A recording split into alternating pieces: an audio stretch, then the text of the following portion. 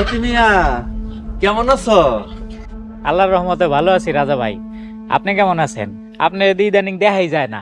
এই তো একটু ব্যস্ত থাকি। বিদেশে লোক পাঠান কি এত সহজ কাজ? তোমার খবর কি? কই থেকে আইলা? ওই তো ব্যাপারীর জমির কাম শেষ করে বাড়ির দিকে যাইতেছি।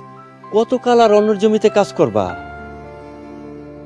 কি করুম ভাই, বাপে তো আর আমার লগে কোনো জমি রাখা যায় নাই যে নিজের জমিতে কাম করুম, তাই অন্যের জমিতে কাম করে পেট চালাইতাছি। বাপে জমি রাইখা জানাইতে কি হইছে? তুমি নিজের জমি কিনা লও। কি যে কন না আপনার রাজা ভাই, ওই সামর্থ্য থাকলে তো কবে নিজের জমি কিনা নিজের জমিতে চাষবাস করতাম। তুমি যে পরিশ্রম করো এর অর্ধেক পরিশ্রম যদি বিদেশে যায় করো, টাকা গুনে তো শেষ করতে পারবা না।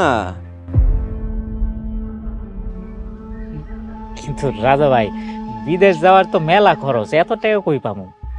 আরে কি কমিয়া, বিদেশে যাওয়ার ইচ্ছা থাকলে টাকা জোগা দিব ভূতে। কত ব্যাংক আছে তোমার লোন দিব। আরে আমি তোমার ব্যবস্থা করে দিমু। বিদেশে যাইয়া টাকা কামাইবা আর শোধ দিবা। তাইলে বিদেশ যাওয়ার লগে কি করা লাগে আমি তো কিছু জানি না। তোমার এত কিছু বুঝতে হইব না, আমি আছি কি করতে। তোমার পাসপোর্ট ভিসা যা লাগে আমি ব্যবস্থা করে দিব।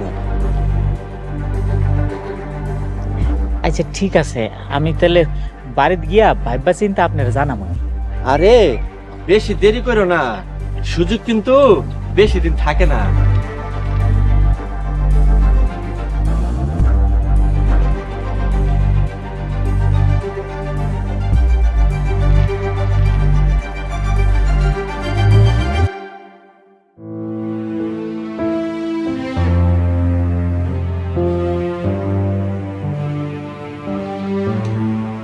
আজকে কি হয়েছে জানো?